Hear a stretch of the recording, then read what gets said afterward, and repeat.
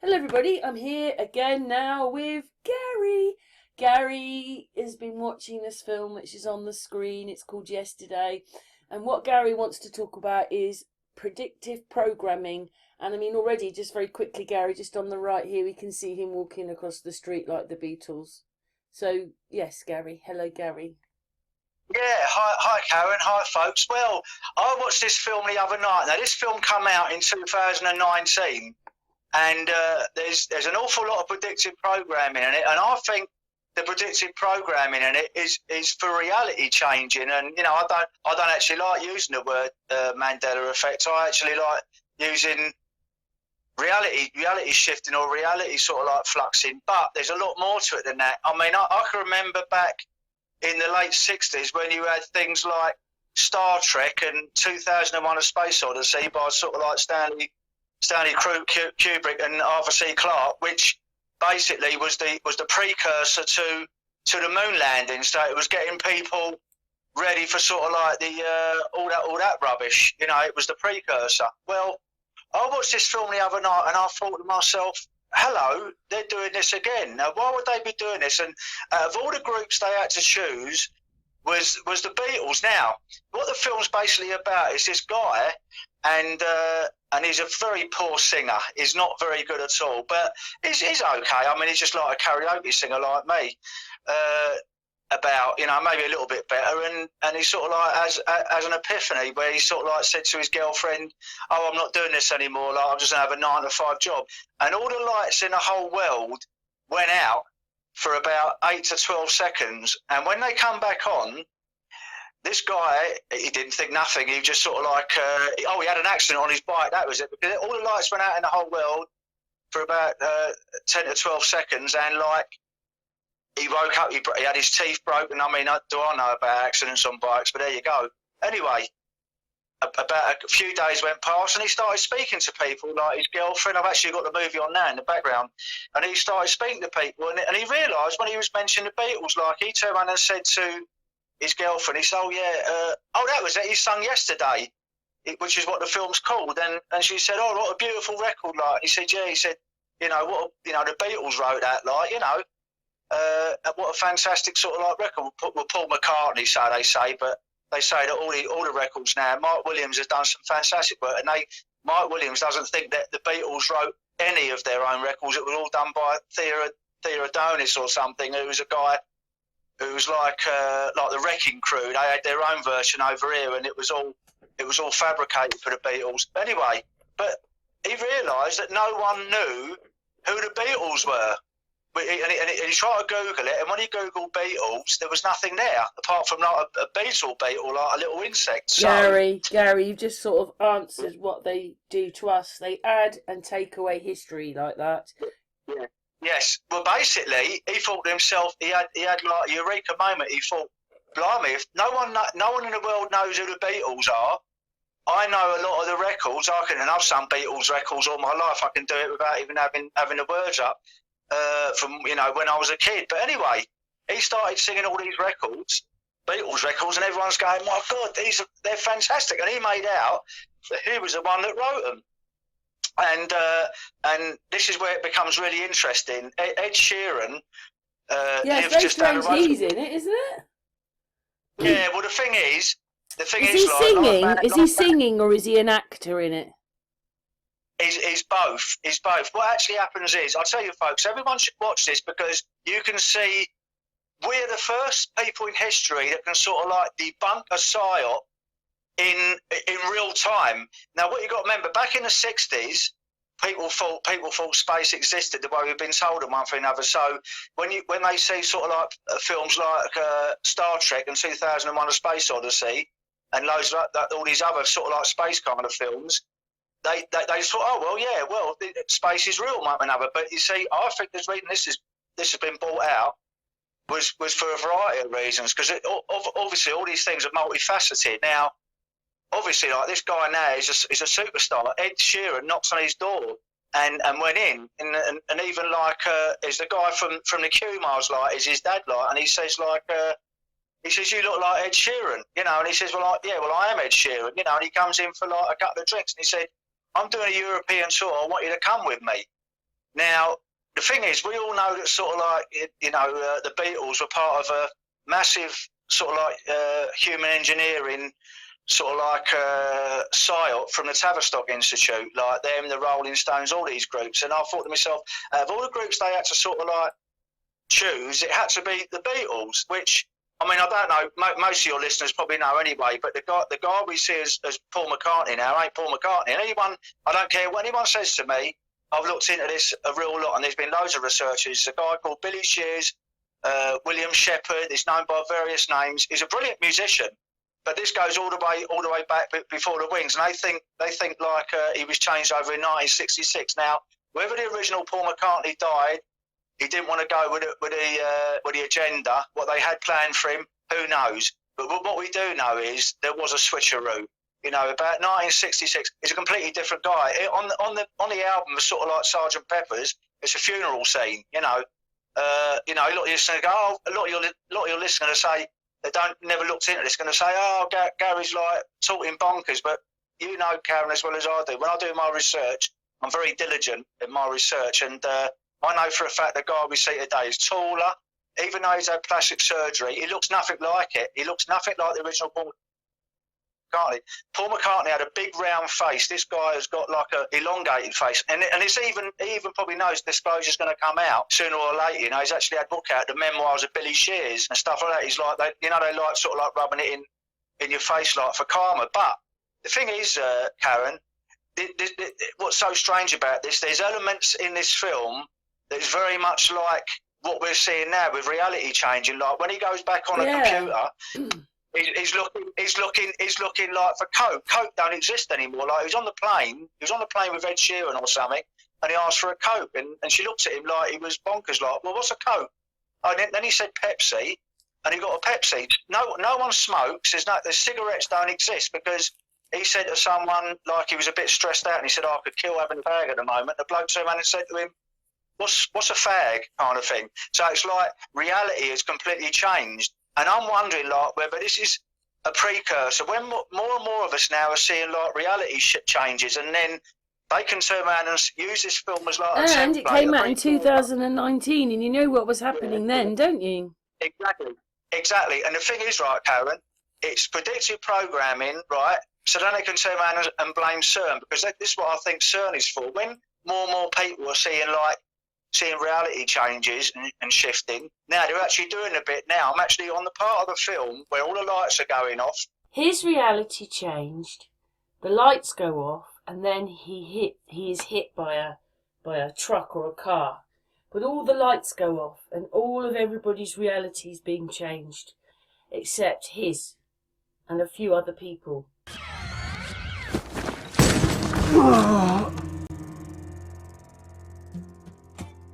The Eiffel Tower has just gone off. The whole world, this happens to the whole world. Electricity flicked off all over the world. Where the whole world goes dark, and this guy has a crash. It's like God, what God, we don't know. It's sort of like said, well, look, Buster, I'm going to show you that you can be a superstar. And obviously, like, can you imagine, like, what fame and fortune awaits this guy? Because no one has ever heard now of any Beatles records. Now, I know Mike Williams has seen this because I remember he done a show on it when it first came out. But because he's not he doesn't look into Mandela effects and sort of like reality shit, and I don't think he's recognised that part of it, whereas I have. I've recognised that sort of like this is sort of like saying to everybody, look, reality is changing. The strangest thing was there's a few synchronicities with this, Karen, right? Because I found when this was on, like, I sort of like I'll give Cosmic Cat like a sort of like a message, one of them video messages that you always give me, like the little voice ones, and she turned around and said, "Blimey, gal, is it on again?" And she just watched half of it. And when I sort of like texted her, she said she was just putting her grandchild sort of like bed, and she put it on and said, "You ain't going to believe this. We have synchronicities all the time, me and Cosmic Cat. We, on a spiritual level, we're so connected." And when she switched it on, it was exactly where she left the last part because she got called away. So she started watching it. But not only that, even more than that, when you text me about a previous video you just done, you said, "Watch this," and you said, "Yesterday, this is it." And I thought that was very strange as well, because you had that as soon as I'm watching it. You You said yesterday. This is it or something. Not this film, but what you another podcast you done. Yesterday, So my life, my life is filled with synchronicity. But this film, we should anyone out there like who hasn't seen it should watch it. And if they have watched it originally, watch it again and see sort of like all the psyopy bits of it. Sort of like I think it's to get people like prepared for the Mandela effect. That people that now, because more and more people now starting to see it. I mean, you know, my friend SAMFU, I'll send this podcast over to her, like she's mother of my goddaughter. Well, the thing is, when I said to her, I said, you know, like. Mirror. I said, what's that thing in Snow White? How's it going? She said, mirror, mirror on the wall. So I said, well, text it. And she said, it says magic mirror on the wall. And I said, yeah. I said these Mandela effects, they act retrospectively all the way back in time, Samantha. They go all the way back. It don't matter how far you look back. It's always going to be magic mirror on the wall. And there's even like a newscast today. She was singing it the other day. I watched it on one of the Mandela Effect channels, and she was saying like mirror, mirror, mirror, mirror on the wall. And when she looks up, she said, "Oh, that's strange." It says magic mirror on the wall. Now it doesn't matter how far you go back, you will see it as magic mirror. Now. We all know that. I mean, when I was a kid, we used to sing it like, you know, when you were at school, mirror, mirror on the wall, who's the fairest of them all? But in this reality, it's never been mirror, mirror. Yeah, so you never said magic mirror. Yeah, it's magic mirror on the wall. Why would it make any difference? Why would they do it? Because they're just playing games with us. No, but I don't think it is. I don't think. How can they possibly do that when it's acting retroactively? It goes all the way back through time. I don't think they're involved in it now. This is where it becomes very interesting because they're not in control of it. This is why they're making films like this, and they've got CERN, because then they can turn around and say, "Oh, we're all in reality, like with sort of like the Hadron Collider," when they're actually not. There might be nothing down there. We don't know. There might be. There's different views on it. But my point is, films like this, there's probably going to be more of these that sort of like what they're trying to do is to say, "Oh, look, we're in control of this. If you've got any in reality changing, we're changing the reality." You know, because. There's another one as well. When I said to Samantha, I said, "What was that program?" I don't watch it like you, Karen. I don't watch all this rubbish. But I said, "What was that program called?" Sex in the City. And I said, "Well, you know, that's changed. It's Sex and the City now." And she said to me, "No, gal, I had the box set. I can guarantee you." I was down here at Christmas, wasn't I? She said, "It's Sex in the City." And I said, "Well, if you still got the box set," I said, "get them out and have a look at them." And apparently, it's all changed to Sex and the City now. We don't know how this is happening. You know, we're living some kind of holographic reality where things change. I know how. Yeah. Well, what it is there was a film out a few years ago called Millennium. Well, a few good years. It was in the 80s. It had Chris Christopherson and Cheryl Ladd. And the really strange thing was that she was a time traveller. And what it was is they were taking people off of doomed aeroplanes. They were going to die. And then they put them through a gate into an unknown future. Because in their world, in the future, they had to smoke. The complete opposite of what you just said. Yeah. But they had to smoke and all these things. So they couldn't change anything here. Because if they change anything here, they cause a paradox. And then their world doesn't exist at all. So they can't change anything, but they're changing it. And I thought that was so interesting. Very quickly. When she met him... She meets him as an adult, then she goes and saves him as a child, and then she meets him as an adult. But Chris Christopherson meets her as a child, and then meets her as an adult twice. So it was in a different order to she met him. But maybe that's how they can do it. Or if a paradox is the things that they won't be there anymore, because now we're in the future to when it happened.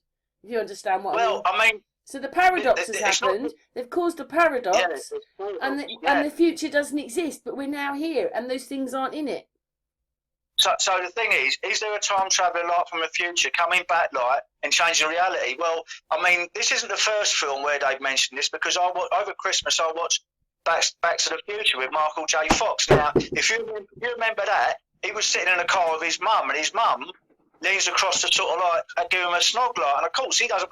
He said, "Oh, what are you doing?" And of course he didn't want her to know that he was her son, but they was about the same age. So even then, back in 1985, I think the Mandela effect, I really hate that word, but it's been called that, so we have to stick with it, has always been here.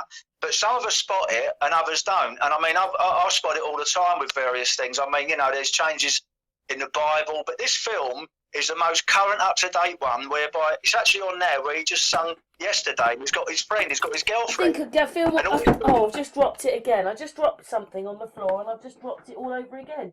For me, it was the Adjustment Bureau. That one hit me rather hard because life is very like that. Anyway, carry on, Gary.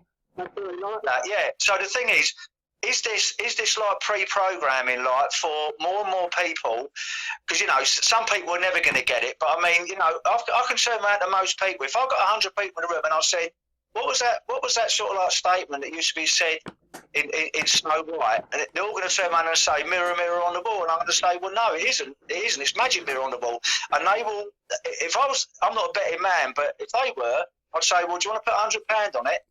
And they would. I bet out of the 100 people, 50 of them would have turned around and said, I'll bet you a tenner, Gal, it isn't. But when they look back retroactively, even written things, it's going to be like, it's going to actually be, the written word is even going to change. Now, we don't know how this is happening, but, we live in a fluid reality. Again, I can't believe it. I just dropped, that's the third time in a row, Gary, something's happening. Because that's the third time I put it on the table and it just fell off again. Carry on. Well, some just fell out of my cupboard as well. Like, I don't know if we're getting a sign, but I think you just get clumsy with age, Karen, because I know I get very clumsy. Thanks a lot, Gary. Carry on. Now, listen, yeah, but I'm older than you. I've got an excuse. Yeah, you're not that much older than me. He just put in the Beatles in his computer, and nothing's coming up, and they're just putting a Beatle there. So in his reality now, the Beatles don't exist. He's put Sergeant Pepper in, and it's come up as Peppers, like peppers you eat. Sergeant Pepper's Lonely Heart Club Band, and you know something?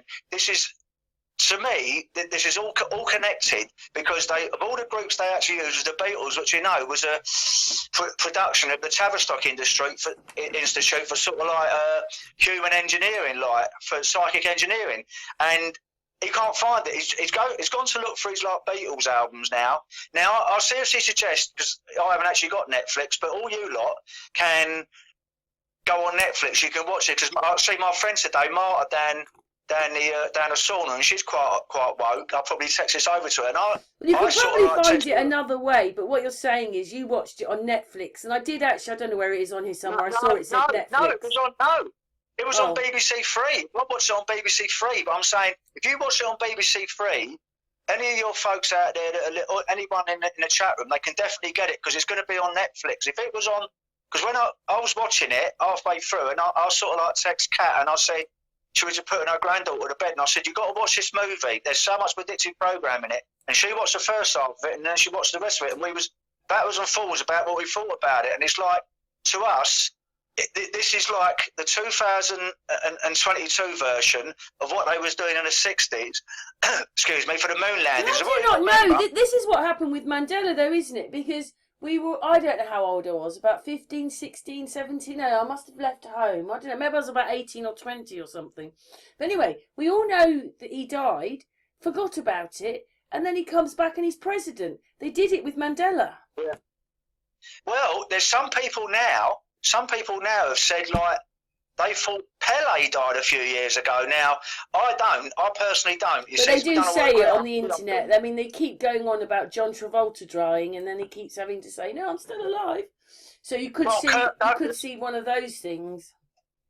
Kirk Douglas died about 2 or 3 times. I mean, they'll probably say he's still going to be alive now, bless him. I love Kirk Douglas. I mean, I think he was a fantastic actor. And, he used to do all his own stunts. He was fit as a fiddle, and he'd fight the biggest man like and win. He was as tough as old boot like Kirk Douglas, but let's face it, he was old, and if he was alive today, he'd be about 107. But I remember him dying like once about 15, 20 years ago, and then he died again when he was about 100 and 103 or something. And this happens a lot in the Mandela effect. A lot of people now, the one that knows more about this than me, like, is my old mate my good old mate like Mark, system failure. He's been specialising in this for years. He is the guy to ask about this because he's been looking into it. When I was sort of like more looking into sort of like flat Earth and one thing and another, he was right into this. And you know, when I first met him, I said, what is your specialist subject? He said, I know yours is a moon landings, Gav. You know, he said mine's a Mandela effect, and this was like quite a number of years ago. And I was looking into it a little bit, but you know, as I've looked more and more into it, I do realise that there's a lot more to it than and people just turn around and say, oh, it's all gobbledygook and all that. But you cannot sort of like deny changes. I mean, there's change in the Bible. There's literally there's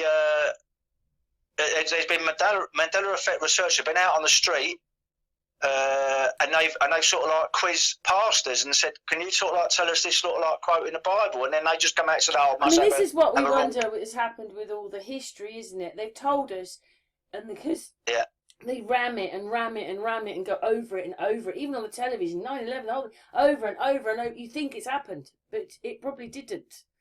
They've just made films about it, made the little stage thing for it. I've actually got like a little theory about this. I don't like that word theory, but an idea. Maybe the Mandela effect, right? How we're seeing it now is how it's always been, right? But before, because of our indoctrination process and being brainwashed and hypnotised from a young age, you can actually look at something and it actually looks differently. Now, I know this actually sounds ridiculous and absurd, but you know, it is a theory on the table. It is an idea on the table that the way we're seeing it now, because the veil is lifting, and the way we're seeing it now is how it's always been. Like in America, we don't know about this, Karen, but well, I mean, one minute it's a bit like 1 minute, say we're in one shift, and then something happens, and then we shift over to something else, but we don't really notice. I mean, we notice the differences, but they're not. Oh, I've just pressed something. Hang on. We notice the difference, but we don't notice the difference because no one's. Well, people in America, the famous one in America, like, is the Berenstein Bears. They say it's changed from Berenstein to Berenstain, and people go up and they're lost, like, and they say, "Oh my God, it has changed," you know. But maybe it's always been that. It's always been that way. But the brainwashing that we've had since the day we were born. Right, we don't understand what we're living in and what we're really, do we? None of us. We're all like dumped here. We don't know what this place is exactly. They've lied so much that they've just kept lying about everything. Well, you know what it is? They sort of like try and make us believe that what we live in like is just this solid structure. Like I can go and bang the wall and it's solid and the car's solid. But I think we live in a fluid reality where like. Where reality changes, almost like a film script. We're in some kind of film script where, like, you go to bed. Yeah, we are the film. Yeah, we are the film. And we're the directors of the film. And now, this is the really sad bit, Gary, when everybody wants their virtual reality games. We are virtual reality. You've got it already. We live in it. I think this is why they're terrified, because so many of us now are becoming awake to all this stuff, right? It terrifies them because when enough people realise that we are the creators of our reality, and when enough of us are thinking on the right level, we can change this reality. When we got enough numbers, we got something called a tipping point. When we got the tipping point, it's all over for them. That's why they're not going to build these bunkers that cost sort of like quadzillions of dollars, like for nothing. They know how this place works, like, and they know that there's a tipping point. And when enough of us sort of like we probably haven't reached that tipping point yet, but we're getting there. But when other people sort of like join us, because most people, you know, you speak to them about all this stuff and they say, you know that, Karen, we both had it in our families. They just think you're bonkers. You know, my sister used to, she just think, oh my God, you know, and my uncles and all that, like, oh, it's all right, Gary, it's just a bit bonkers and all that. But, you know, I'm wondering how many people in history have been banged up like in mental institutions and is actually seeing the reality as it actually is. You know, they were seeing what we're seeing now. They told us they were all mad, but they could have been hospitals. Exactly, and you know, you have to be careful, like, who you talk to this stuff about, because you really do. I've realised that. I have to be. I mean, there's a lot of people that I've spoken to this kind of stuff about that. They can sort of like shut off and blank off completely, and they just think you're completely start raving bonkers, and we've all learned that in our families. But we can see it as crystal clear as Alice through the looking glass. We can see it, and these people, for some reason, they are. This is why I think we're living in the same space, but in different realities. Because when I used to go down Hyde Park, It is a little bit like that to those who aren't awake and believe everything. To those who are awake, we talk about different things. Yeah.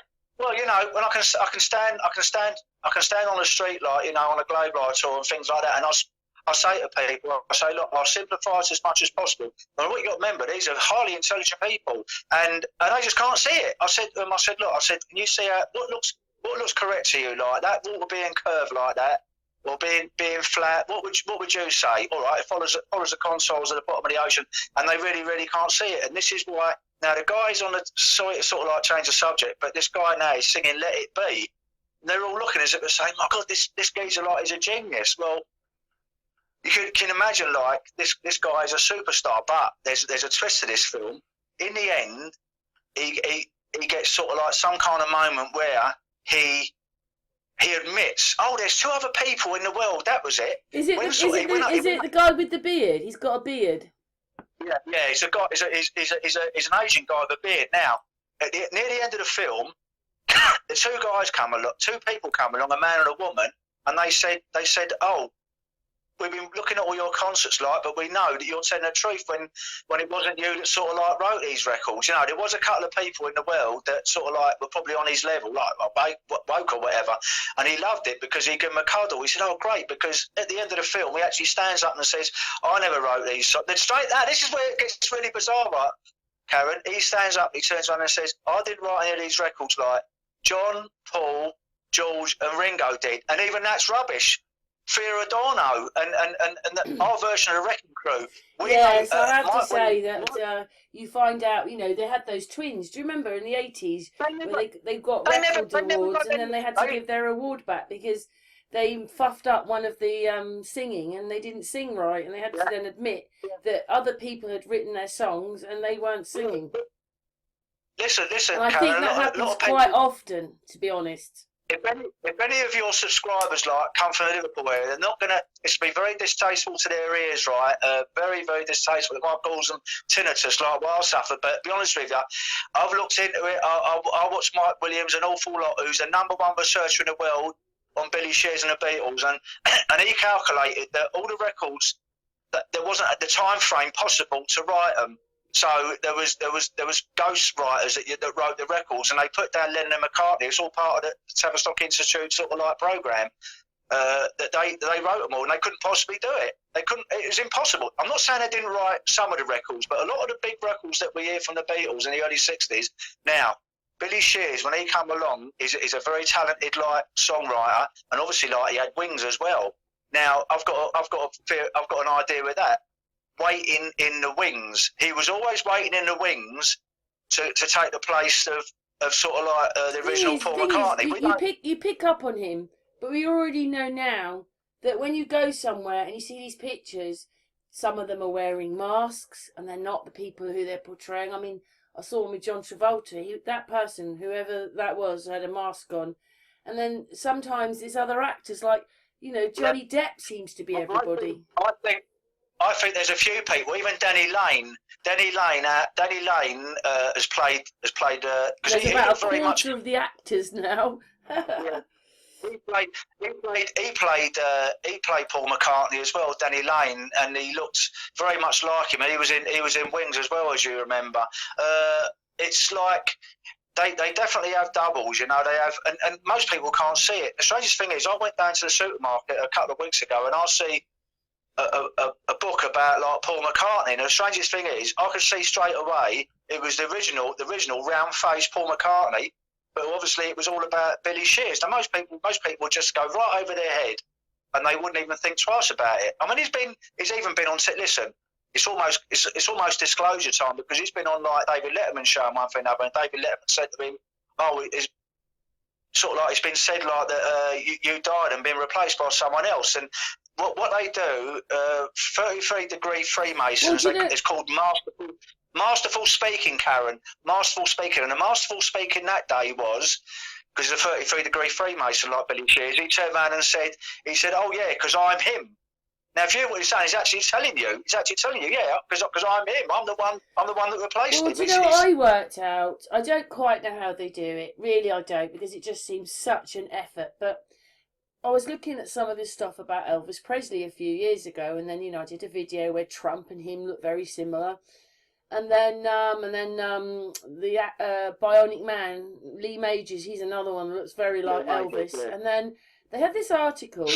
And it was about Lisa Marie and having a baby. And the picture they put up was just somebody. It wasn't her holding a baby. But when you're looking at that, you're thinking, oh, that's Lisa Marie with the baby. And then I realised that there are these Elvises that sing. There are these Elvises which go on the television. You've got Elvises doing the news and the stories. And there's loads of them. And they all do different bits of Elvis. And Elvis is a business. Elvis is a business. Of course it is. It's not just music. He's a business in the fact that about 10 people play him and different ones turn up at different places. And very quickly, I know that you're talking and everything, but see that Ed Sheeran? I saw a video on YouTube where someone just like him turned up at his concert. And what it was is everybody was saying, oh, you're just like Ed Sheeran, just like Ed Sheeran. And then that person met him. And the person said, and now, when he can't make functions, he's asked me to fill in for him. There you go. Now, the thing is, when people turn around and say that no one's got, I say everyone's got a double, Karen, because I have. I think I've told this story before. There's someone down in Barnet called Dave that must be my double, because I've had people come up to me and give me man hugs and kisses on the cheek and all that and says, how are you, Dave? And I say, well, I'm fine, but I'm not Dave. And another bloke in the pub, like, so I must be literally, even up close, I must be identical, because, I've had a very bad motorcycle accident. And when, like, some guy come up and he turned around, and this other bloke was talking to me, and he said, oh, Gav, how's your foot these days? And the other bloke said, I didn't know you had a motorcycle accident, Dave. And I said, yes, I did, and I'm not Dave, I'm Gary. So the thing is that we've all got doubles. I mean, there's a famous story of when the Cray twins, one of them got incarcerated down at Shepton Mallet prison or something like, and the other one went to visit him, and they changed places. So he put on his like prison clothes, and then walked out of prison, and then about an hour later, he turned around and said, I'm not Ronnie, I'm Reggie. You got to let me out of here. And of course, they had to let him out because they swapped places. The thing is, there was a time when they was actually, as I got later on, they changed, but they was identical in the early 60s. And he went in, it's a famous story. He went to the police cell, and this is where, now I've just seen a part now where Ed Sheeran's come at the door. Now, is it Ed Sheeran or is it the double bloke? Because they look identical, don't they? But Ed Sheeran's turned around and said, he's come in and said, he said, oh, hello, I'm Ed Sheeran. How do you want to come on my European tour? Now, to think that Ed Sheeran would be on a film like this, that he maybe just got paid, I don't know, 30 grand, 50 grand or something, which is peanuts to him when he does world tours, has to tell you something like, was he sort of like made to do it? I mean, I don't know. I don't know how it all works. None of us do, but it seems very strange. Yeah, but what it is when you actually like someone, they're either in a band, they could even be a sports star, or they're a singer. And the singers can play in bands, and some of obviously the sports people are actors, or they're in bands. It's ridiculous. They all play multi-roles. They're in bands as well. So listen, any Ed Sheeran fans ain't gonna like what I'm saying here. I know he's wrote some beautiful records, but did he? This is the question. We assume like, because he's sort of like names. If you watch Britain's Got Talent, basically, you think you're getting a contract, but they've bought you basically. Well, exactly. So the thing is, it's a reasonable assumption like that the Beatles at least never wrote sort of like 50 to 75% of their records, and it's going to be very distasteful to some people like hearing this, but I've done my research. Now the thing is, don't blame me. Blame Mike Williams, who's an American who's looked into it for years and years and years. Now the thing is, who's to say like that Ed Sheeran's wrote all his records, or he's got other people doing it for him? He might write them. Who knows? But what I'm saying is one of the most famous bands in history. If it's been proved beyond reasonable doubt, it would stand up in a court of law because you can only do so much in a certain amount of time, Karen, and the time frame weren't there for the Beatles to write all their records. It's impossible. They couldn't do it. They'd have to write something like 100 songs within sort of like a few weeks or something. I don't know. Mike Williams has done all the maths on it, and it's practically impossible. You'd have to sort of like write a song every 10 minutes or something. Then they was on the road as well doing tours. So with that in mind, it just makes me think that a lot of people you see these days, like we all believe that they write their own records. I mean, Buddy Holly wrote his own records, as far as I know. I love Buddy Holly. Maybe he was. I'm not saying like everyone's a fraud. I'm not saying everyone's a fraud. But what I'm saying is the story we've been spun from the Beatles isn't correct. Billy Shears is a brilliant musician. He's absolutely brilliant. Do you know the original Beatles? Like they couldn't read music or anything. Like when sort of like the Tavistock Institute gave it to George Martin, said, "Oh, work together, Freemasons." They gave it to George Martin and said, "Look, we've got these 4 lads. We're doing a social engineering project with them. You've got to do something with them." And he turned around and said, "I can't do anything with them. They're blinking useless." Ringo Starr never played on any of the sort of like any of the drumming and any of the records. He was on tour with them and all that, but he weren't good enough. And I don't think Paul McCartney, the original Paul McCartney, I don't think he could read music either. So they used to have like session musicians come in and do all the stuff, and that is the difference. Billy Shears is a talented musician. There's no doubt about it. He writes music, he reads music. What a lot of people don't know, he had to learn how to play. The original Paul McCartney played his bass left-handed, and whereas Billy Shears plays it right-handed, and he had to learn. Now that's extremely difficult. It's similar to me and you, Karen, learning if we're both right-handed to write with your left hand. You would be able to do it, but it would take years. He actually learned how to do it because people would pick up on little things like that. They'd say, "Well, how comes he's like playing his bass like with a wrong hand kind of thing?" So he plays a trumpet. People don't know all this about Billy Shears. He's a brilliant musician. He plays a trumpet. He plays a trombone. He plays a saxophone, I believe. We all know he plays a piano. But a lot of people would feel shortchanged. I mean, if on his deathbed, like, he turns around and says, "Well, actually, like, I've played the part of Paul McCartney now since 1966-ish," I think it would, excuse my French, piss a lot of people off. I've no doubt, because it isn't reality. I mean... So do you reckon he's the one we see on the television then? Oh, it's definitely Billy Shears, the one we see on the telly. I mean, he wears a terrible wig, just like Cliff Richards. He wears a dead awful wig.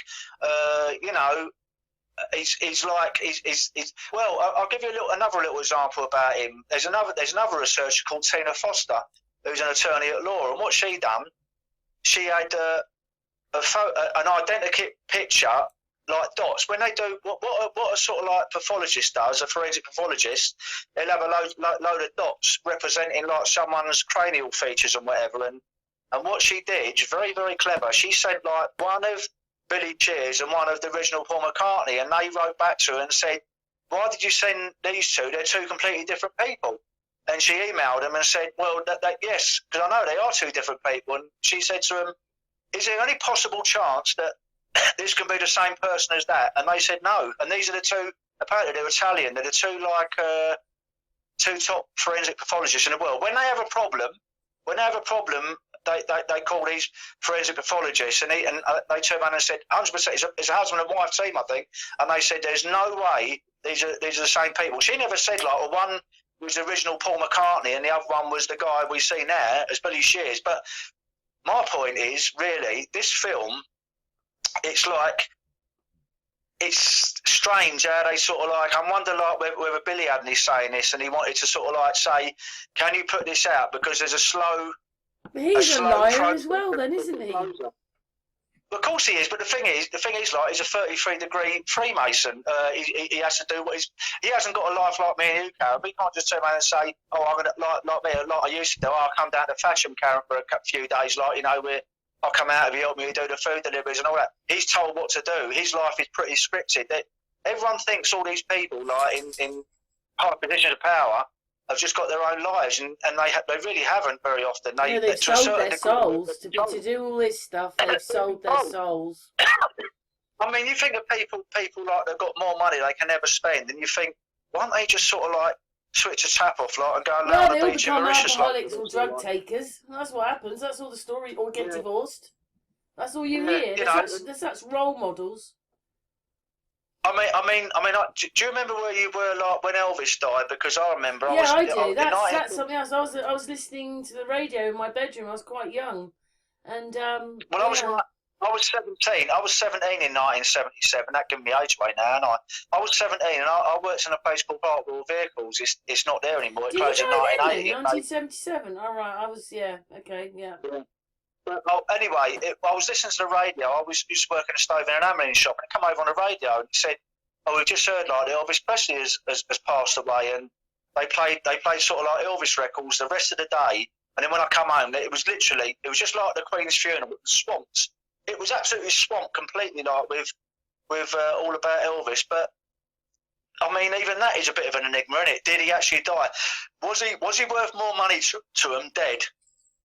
To keep on selling his records was sort of like his like same thing happened with Michael Jackson, didn't it? Really, on that with notoriety going downhill, like, and they said, well, actually, you're worth more money than dead. Now, this thing that's just come on, Karen, because I've got the film on as we're sort of like watching it. I've got the subtitles underneath. Ed Sheeran, what Ed Sheeran turned around and said to him was, they said, let's see who can write a record in 10 minutes and who does the best one, and He sung The Long and Winding Road, I think. Many times I've been alone, and many times I've cried. And Ed Sheeran is now listening to it. And he sort of like, they both wrote records. And at the end, they all turned around and said, oh my God, that's such a good, brilliant record that you wrote there. And it's really bizarre, like, because can you imagine if you wanted to sort of like make a lot of money, if you could sort of like change time a little bit and just go back in time, and you could sort of like say, oh, blimey, I'm going to write all the Beatles records or Elvis, because you know Elvis never wrote any records, didn't you? He never wrote anything at all. Now, I'll tell you something, this bloke that's on the film now is actually looking, he's one of the ones that remembers the original reality, and he knows that this guy never sort of like wrote the records, but there's only two people in the whole of the earth, so is that to sort of like say, like us lot that are spotting the Mandela effect, that's like them, that's them two, that's him and his wife or whatever, they're saying like, well, I do remember the original Beatles, but everyone else is asleep and they don't remember it because, you know, like it's no different than stuff we do, Karen. You know, some people, you know that, you have it, your family as well, they just think you're like, they think like well, you know how you've been sort of like, this film's affected you. I felt the same when I watched The Adjustment Bureau, because it was all about people meeting. It was a love story, but the Adjustment Bureau was stopping them trying to be together. But what it was is, the reason that they did have a connection was because originally the Adjustment Bureau was going to have them together, and then they changed their minds and they had other plans for them. But what it is this is why they had a connection, because they were going to be connected. But I just thought the whole thing was crazy, and they could go through doors and all sorts of things. So 1 minute they're running through a car park, they open a door, and then they're at the, oh God, what's the thing in New York? Oh my God, I can't think what it is. I've done videos on it. You know, out in the sea. What's that thing? The Man. Oh, you mean the Statue of Liberty? That's it. God, I couldn't think of what it was. The Statue of Liberty. Then they're suddenly there. So they walk through a door and they go from there to there. And this whole film sort of affected me because, you know, they weren't going to be together. And in the end, they fought to be together and kept meeting each other somehow. And then in the end, the Adjustment Bureau changed their mind and said they could be together. Well, it's funny you mentioned the Statue of Liberty. That's a very famous Mandela effect, because apparently everyone used to remember it on Ellis Island, and now it's on Liberty Island, or vice versa. And some people, they said that the thing at the top right, that you can go and the viewing thing up the top right, the viewing platform has been closed since 1916 or something, but people have sworn they've been there like 60 years ago. Yeah, but you know how small it is? It's very small up there, and you could only fit a couple of people on the top of that bit, on the top of the flame, and then they'd be sort of squidging round this like, oh, I'm not going to fall off, am I? So it seems a bit hard, but they've told, what it is obviously people have read it, oh, it was open to the public, But I don't see how it could have been. It's so small up there. And then people look through, say, where is it? Is it the Crown or something? And you could only fit a couple of people up there as well to look out there. So it's not as big as you think it is. The thing is, how can something like that move from one island to the other? But at the end of the day, do you know another big Mandela effect is you know the Thinker statue? Have you heard of this one? The Thinker statue. Now, what do you remember the Thinker statue? What was his pose? Am I correct in saying that the fist was on the? What's that one then, Gary? It's the one where there's a statue with the guy with his fist on the forehead. And now it's changed and it's moved to the chin. And there's actually videos out where you see a lot of students go, well, I mean, it's called the Thinker. You'd imagine like it'd have the fist to the forehead, but it's actually changed now and it's on the chin. And most people, I mean, I'm sure I remember like the Thinker statue was the fist to the forehead, but it's changed. And there's actually videos of you've got students in front of it putting their fist to the forehead when the actual statue there is actually on the chin, which this is what I'm saying. We don't live in a fluid reality. We think everything is solid, right? We think everything that we see is solid, but it isn't. It's a holographic. It's a holographic. We live in some sort of. Well, how do we? You know, like when you're talking about things like the pyramids or all this other stuff, they were far more advanced, and they might have been able to have use the electromagnetics to go through time. Exactly. And maybe maybe that's how they do it. They can go ahead and change it. I don't know. That maybe sounds a bit far-fetched because, you know, you can't beam someone in like Captain Kirk. You can't beam someone across. I don't know how it works, but maybe they use the electromagnetics for things, or CERN, like you said. Well, the thing is, Karen, we're like with all the old ancient architecture. We've been speaking about this for years now, haven't we, me and you? About you've only got to turn around to anyone. The best ones to ask are lorry drivers. You sort of like say to them, you say, "Excuse me, sir, you see this structure here? How was it built, and how was the stuff to build it taken there?" And they'll turn around and say, "Oh, by a lorry. You know, you can actually do it yourself." And you say, "Well, no, because when this was built, we're told all we had was all straw and carriages." So obviously they had stuff that we probably haven't got now. Maybe they had the gift of levitation in those days. Maybe they had they could get onto electromagnetic frequency and resonance. Maybe they had wands. Dring, dring. I don't know. Yeah. Maybe they perfected like the art of levitation. Because we always talk about a population that far exceeds the one we've got today. Well, let's just put it into perspective. Like, if you talk to sort of like an architect, I don't think it's true. You will find in history that a place will have a certain amount of people living in it. But then when you look at the history books, the wars, there'd be millions of us. That's right. But I mean, if you speak to an architect and show them any of the pictures of all this like magnificent sort of like ancient architecture, they're all going to turn around and say to you, if you turn around and say to them, "Well, actually, sir, there was no mechanical stuff for this at all. It was all done by a horse-drawn carriage and a guy like with a hammer and a chisel," he'd look at you and laugh. But then he hasn't got the explanation. This is where I find people strange, Karen. They prefer to just blank it out. Like, you could speak to an architect about these things, and he builds like modern stuff, which, don't be wrong, is quite good. But compared to sort of like churches and one thing another, they could never do stuff like that. The architecture you got today. But they would just dismiss it. It's like people well, speak on the street. It was the Victorians, but you never know. It could have been before the Victorians, but it was ready in the Victorians. Because there's cladding everywhere, isn't there? Suddenly, what it was is there were these little churches, then suddenly all the churches are built, and then there's all this cladding all over everything. Houses, churches. I had a mate years ago, and he was a bricklayer. That's what Dave Trinity 4 was saying. It's like you've gone click. And then it's all happened. But that reminds me of. Do you remember Time Tunnel? They did that. What it was is in Time Tunnel, because they had that thing going round and round. He would go in there and he'd disappear for 6 months or a year and go and save the world. And when he came back, all the people had done was blink. They just blinked. But he'd had. That's right. There was a moment. Do you remember that? Well, Yeah. Well, I mean, I know, like Asian architecture isn't like done the way we're done today. I had a mate years ago, like about 35 years ago, an Irish bloke. He was a master bricklayer, and he'd done special courses to work on churches. And he was one of the only very few people in the country that sort of like used to work on churches. And he turned around and said to me, like, he said, Gal, he said, I don't know how they built these things. He said I couldn't do it. He said, I might have to do a little bit on a turret or whatever, and I have to match it all in, and I take my time. The thing is, money and time was no object. They just said to him, like, do it, but do it right. It's so hard to work anything out, Gary, because obviously I did a hangout with Angel the other day, and he's on pyramids. And it's not that maybe some people don't know this, but inside the pyramids is bricks. Mm. So they either bricks are a lot older, or the pyramids aren't as old as they say they are. I'm not saying they're not a few hundred years old, but they're not as old as they say they are. Or are they 20,000 years old? We don't know anymore because you can't fill in the gaps. You just can't do it.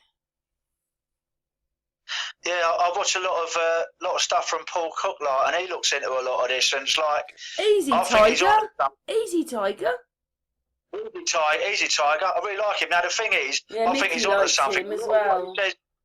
A lot of what he says, like with the way these places were built, I sort of like I correspond with him. Like, do you know the one thing he did? Because obviously we're changing the subject a tiny bit, but it is a kind of Mandela thing because he was talking about mountains, and he said, "Have you ever seen waterfalls coming out the top of the mountain? How does the water get right up there?" Yeah. So the mountains have obviously valve systems in them, and of course he thinks that they're old structures and obviously they would have had water and they're broken now, but the water still comes out.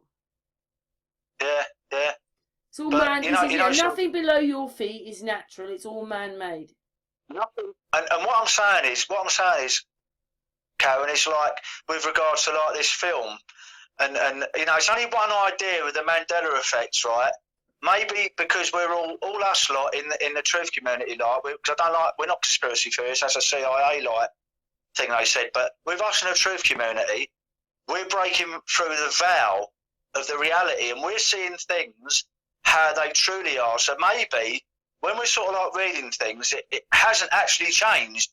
It's always been that way, but we see it a different way before because we were seeing a different reality. I mean, it's only just one way to look at it.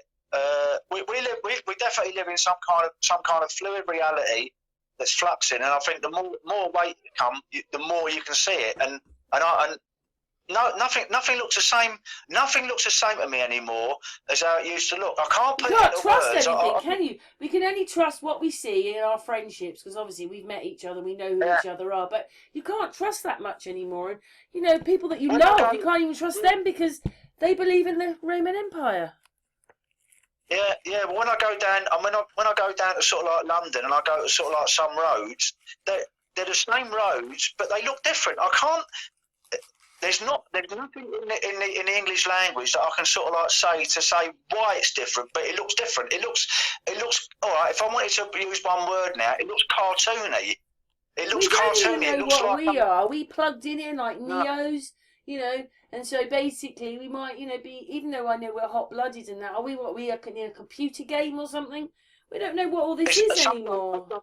I sometimes think that, and you know something, it's like Tron. It's really strange, yeah, because places that I've always been to all my life. Because remember, I was a motorcycle courier for 35 years, and I go into London now.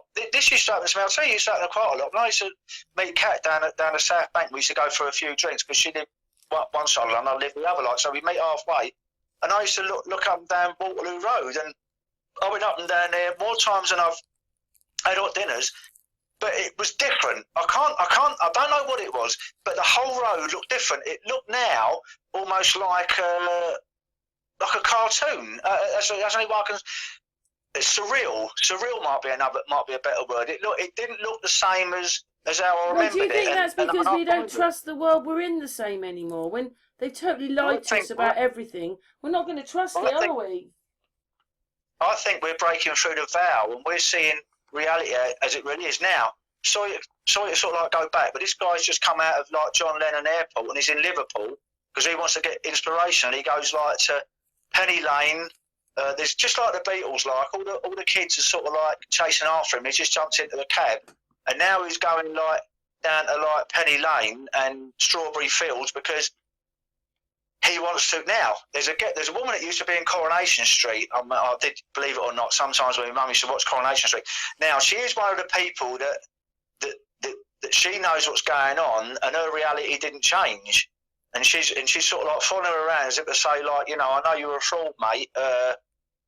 I'm wondering, like, whether this is sort of like some kind of like precursor to like Billy Shear's disclosure. I mean, a lot of people thinking he's going to go to the grave without anyone knowing, but I don't know. It seems it's really bizarre. Now he's gone to sort of like maybe that's Eleanor the one Rigby. that got seen. You know, he's just part of their game, but people have realised through him. But often they let the information out sometimes, don't they? They play their games, so you just don't know what's real and what isn't anymore.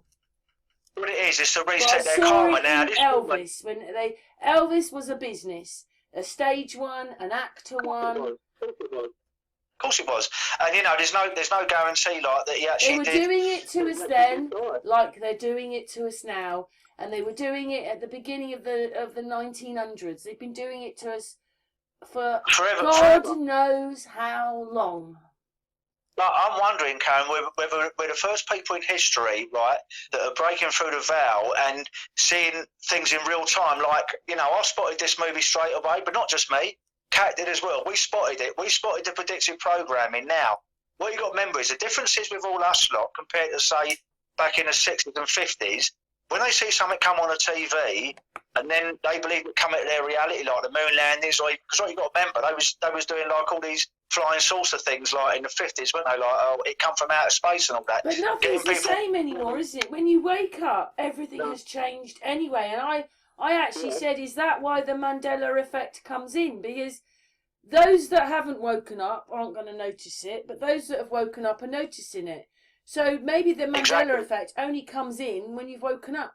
It's changed everything in your world. You know, they say that some people are saying, because you know, if you go to a beach and two people are standing, say 5-10 feet away, and they both take pictures of the sun only comes to their feet. It doesn't usually go to the other person's. So then they said, well, you're seeing your own sun.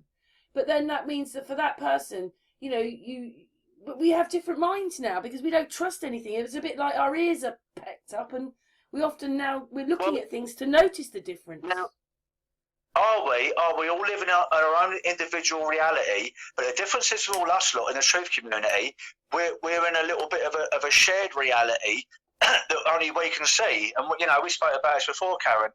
We're living. It looks like the same space. Like, you know, I can sort of like go and touch a wall. They dumped us over here on this sort of plane with these people, but they're only like robots, and they know you and everything. But I don't know. So I know that something's changed, but we don't know what they're doing with HARP and CERN. I mean, how good is CERN?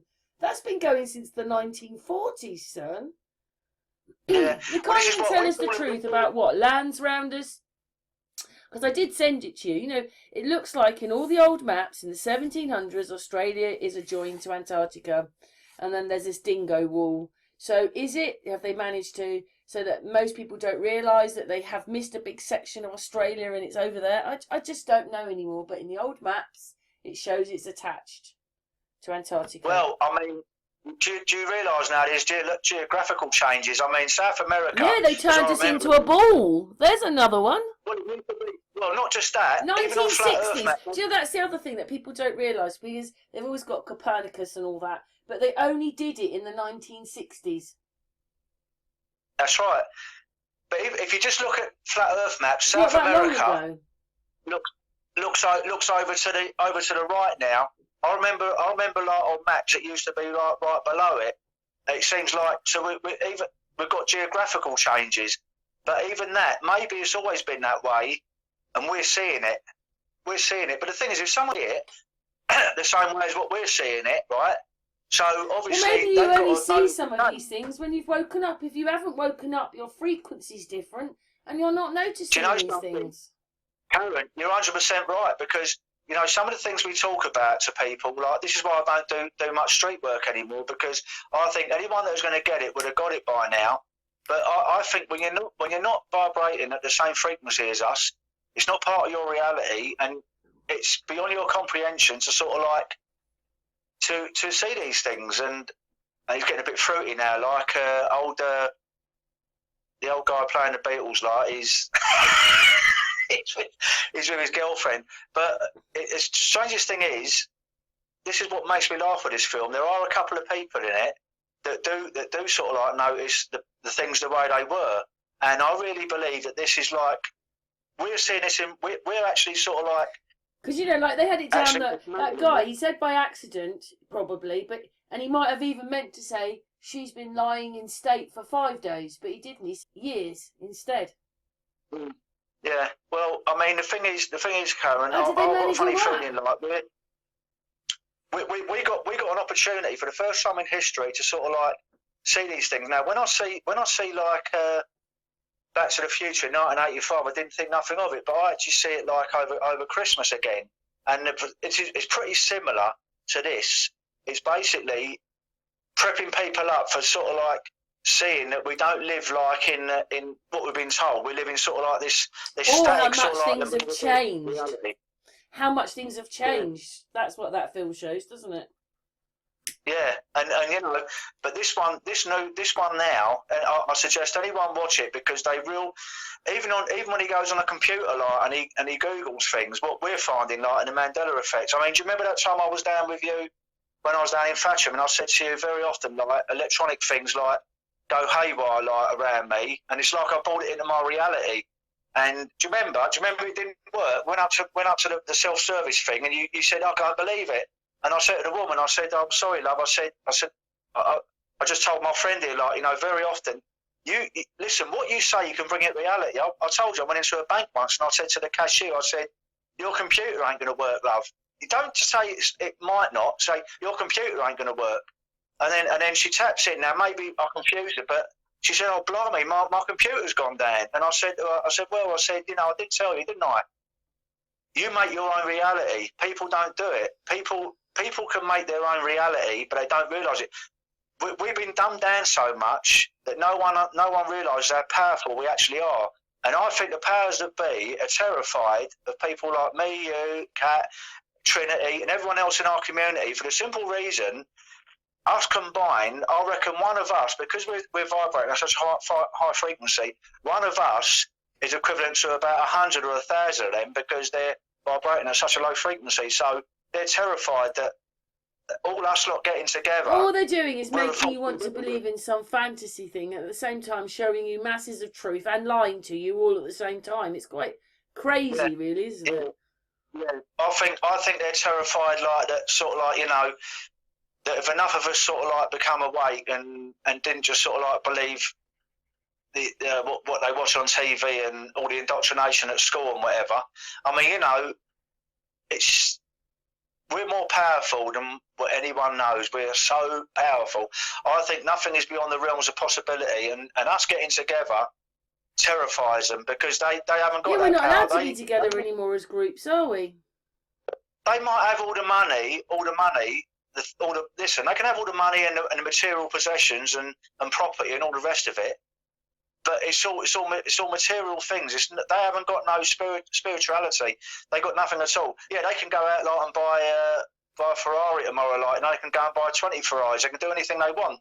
But at the end of the day, it's all nothingness, because it's nothing. I mean, everything we see is an illusion.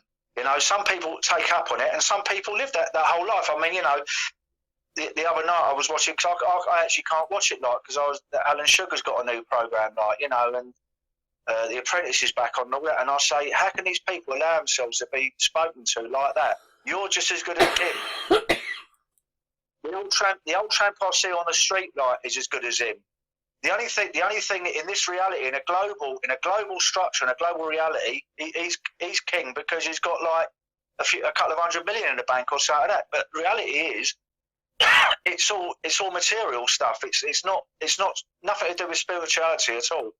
And all us lot, we might never be wealthy. We'll never be wealthy in material possessions. It's much more important, and we're getting stronger and stronger and stronger. And who needs when we get enough of us like to sort of like reach where we've evolved like to a sort of like such a high frequency vibrating level of spirituality that we can do things that they couldn't possibly do. Who needs governments like when we can sort of like we can change reality? You know, they're finished. They're finished. They're royalty, all of them. Politics, organised religions that are just another sort of like form of control. Like it's the ball is in our court. It's just I won't waste time like trying to wake people up anymore. The people that are woke, I think we've got all we're going to get. You know, it's a sad state of affairs. But you know, is it worthwhile sort of like standing on street corners like talking to people about all this stuff when they're obviously not going to get it? Well, you know, a lot of people do get it. When they go home, they just turn around and say, well, I still got bills to pay.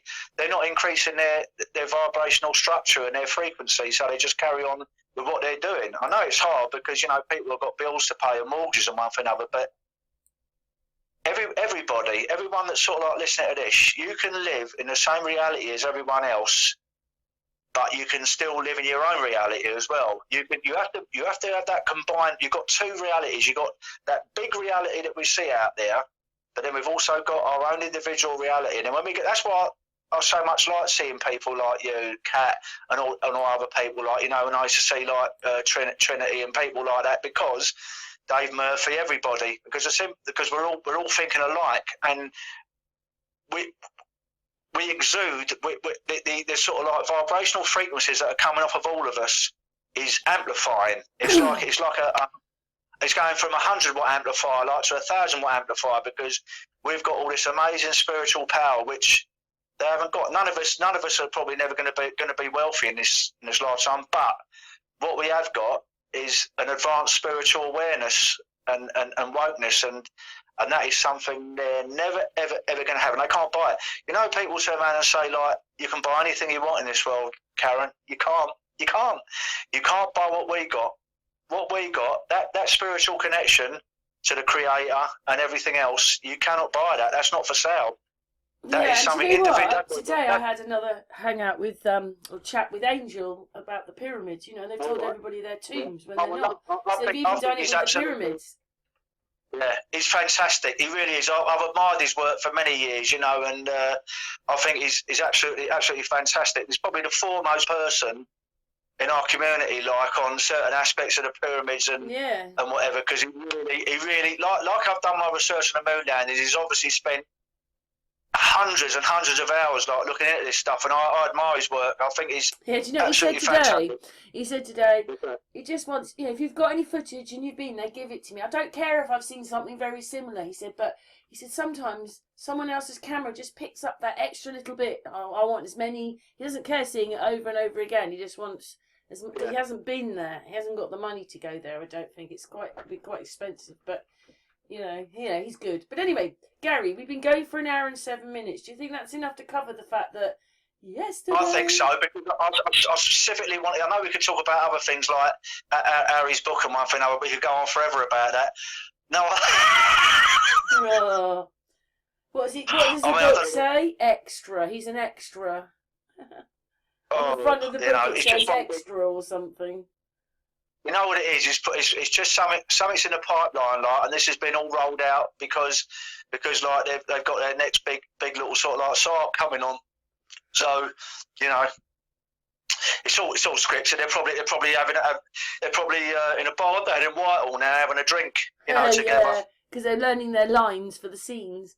Gary, just to say that it is really strange when you know that something's really wrong and then you watch some of it in a film.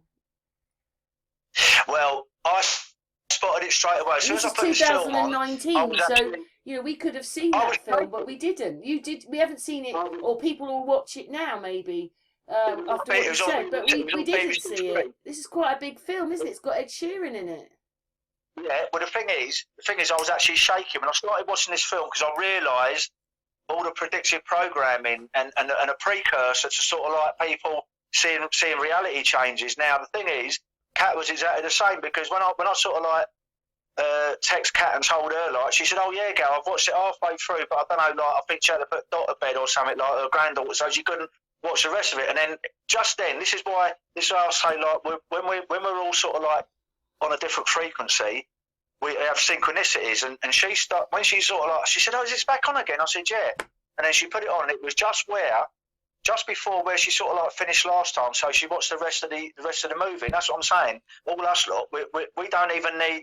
We're getting to the point where we don't even need like sort of like the internet or WhatsApp or whatever. We can do things through the ether. We can be spiritually aware and contact each other this way. You know, very often, like I know when you're going to phone up, I look at my phone. I think it has happened many times when you just about to phone, but then if my mate phones up, that downstairs, it don't happen because he's vibrating at a different frequency. Because we're vibrating at a similar frequency, I know when you get my frequency through the Ethernet, Gary.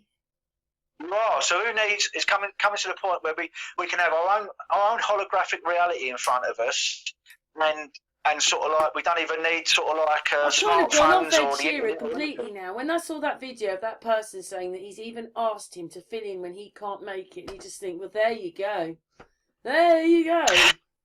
He's on the Today Show at the moment, like this guy with that James Corden or whatever his name is, right? And he turned around and said, "Oh, you didn't write all the Beatles records, like it was 4 guys from Liverpool, but he's dreaming this, but he's basically like he's actually on James Corden's show, but maybe he's not, maybe he's just dreaming it. But there are a couple of people that like are in that reality as well." Yeah, that's right. He just woke up now, so basically he thought he was on the James Corden show saying like that. So obviously, even James Corden's been wheeled out for this film as well. You know, as if he needs another like 50 grand or whatever. But you know, money's never enough, is it? When you've got a certain amount of money, I suppose you want more and more and more. It's never when is enough ever enough? You know. If you've never got anything, I mean, who even knows, right, Karen? What you're saying about that double of Ed Sheeran, that might be him in the film. Maybe that isn't Ed Sheeran at all. How do you know? We don't anymore. And anyway, they're not just that. They are computer composites. If you actually look at it and slow the footage down, you'll see that nobody's really real. Everything has been made. They didn't even probably have to turn up to make the freaking thing. They just used clips of videos of them, and then they put it in, or someone's... Maybe what it is they... Right, we've got him there, and now we're going to have a deep fake. I don't know how they do it exactly, but sometimes it is just composites. They're not even in the footage. Not in reality. Right. That's right. It's all been made. That's right. But the thing is, right, Karen, what I wanted to sort of like say to your listeners tonight, try and watch this film and try and pick up on the points that are made with regard to sort of like why it was made. The time is right. I mean, obviously 20 years ago, this wouldn't have been no good. Although, like, Back to the Future was made in 1985, you know, most people were completely asleep then. I mean, you know, I was awoke on the moon, because back in those days, when I told people the moon landings never happened, like, people thought I was bonkers. Everyone thought I was completely stark raving mad. Yeah, don't believe anybody else's stuff. Just believe your own. Work it out for yourself. Do your own research and see what you think about it yourself. Don't listen to them. My uncle's up on the wall at the moment. I used to do roofing with him back in the early 80s, and I'm looking at him now with Bill, God rest his soul. And I remember, like, I said to him about 1980, 81, I said to him, the moon landings never happened, but it was all done in the studio. I've been saying this for years. He said, oh, why would they do things like that? Because that's what you still get now, don't it? Why would they do it? That's all you ever get. Listen, they did it. The reason is immaterial. They definitely faked it. Of course, it's for money. They had to turn us into a ball. Yeah, turn us into a ball. That was number one. It was turn us into a ball because they want us to sort of like think we're living on a spinning ball. But then, of course, it's the fantastic amount of money they get every day, which no one knows where it really goes. Well, anything global means money. So whatever they're doing, it's global this, or, you know, like they're trying to do global stuff now, aren't they, by, you know, 15-minute cities. But it's all to do with money. I mean, you know what really makes me mad, Karen? There's some people that actually understand about flat Earth, but they say they want to live in a global reality because they like materialism. And I mean, they're the ones that I really detest when you got people. Yeah, well, they've been given a material life they don't want to change at all. Yeah, but it's very hard for some people because, I mean, obviously, like, a lot of these people do get the things we're talking about. But then they think to themselves, well, hang on a minute, my whole life revolves around, you know, me telling bullshit in a university or whatever. Like, you know, if I say anything, I'm out of job. I'm going to lose my house. My wife's going to leave me, and everything else. It's hard. They're caught between a rock and a hard place. But with me, I could live myself. I mean, you know, listen. I'll never be rich. I'll never be poor. But I've got a roof over my head. God supplied me with everything I wanted. Roof over my head. I've got a bed to sleep in. I do my charity work. I'll have to speak to you another day. I do a lot of charity work now, Karen. I'm doing another one tomorrow. We do another one, Gary. There's a club I'm doing tomorrow called the Kingfisher Club. It's for like people with like sort of like, you know, forgetfulness. Not exactly sort of like full blown dementia, but people with sort of like with a certain amount of memory loss. And I'm doing karaoke and they got to name that tune kind of thing. And of course I've got to do all old records. Most of the people here like are older than me, so I can't do stuff I usually do, like R.E.M., Man on the Moon. If you believe, see, I even tell you, if you believe, they put a man on the moon. If you believe there's nothing up their sleeve, then nothing is cool. They're actually telling you in the lyrics. But the thing is, tomorrow I'll have to do things like Engelbert Humperdinck, I suppose. I had to waltz with you, two lonely people together, stuff like that, I suppose. But no, I enjoy it. Because I enjoy my charity work, Karen. And I went to see a bloke today, the other charity I work with, like Isabel Hospice. I went to see a bloke today, like he's only 42, he had a stroke, like, you know, and he's recovering. No, he was in a coma. He was in a coma for a long, long time, and his family won't tell him, but I think it was like months rather than weeks. But he's coming along, you know, and that's where I get my energy from, my spiritual energy, Karen, by all this charity work, you know what I mean? It's great. I get enlightenment from it, you know. Oh, I'm pleased for you, Gary. I'm really pleased that you like doing it as well.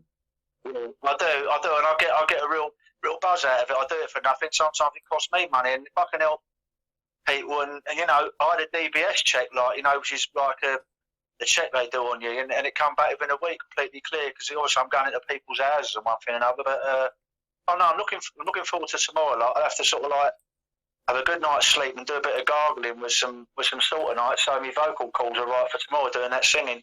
Yeah. But thank you very much for bringing this to our attention, Gary. Yeah. And it is a bit strange. I'll have to go and watch it now. Now, I want everyone in the chat room to watch this movie and to try and resonate with the things I've been saying, because me and Kat spotted it straight away. And I know at least 95% or maybe 100% of your subscribers are on our level, right? Maybe some people haven't looked at the Mandela effect as much as what I have, but if they watch this, they can understand where I'm coming from with the predictive programming, the precursor to what's going to happen. And the fact sort of like is it's the Beatles as well, which was a Tavistock Institute sort of like style. We all know that now. I mean, you know, even everyone should know that by now. There's a Tavistock Institute sample, as a Rolling Stones were. So basically, all I'm saying, folks, watch it and then let Karen know what they think. Well, they put messages in the chat room, or there'll be a chat room on here. So I'll do it as a hangout, so there'll be people in the chat room. But Gary, is there anything else you want to say? Because only that I really miss you, Karen. I ain't been down for ages. No, you haven't. It's been over a year now. It's been over a year, but wow, really? Quite busy. I think it has. It seems like just yesterday, doesn't it? Oh, you've been a busy man though, Gary. But Gary, should we just finish this chat here for the chat room, and we'll say goodbye to each other afterwards. But thank you for that, Gary. Very interesting. That's all right. And please, everyone, watch it and see what they think, and then watch other movies like Back to the Future and Back to the Future 2 and all that, and then see where I'm coming from with reality shifting. Thank you very much. Oh no, thank you, Gary. I love you all. Really enjoyed it. Thanks a lot, my darling. Love you.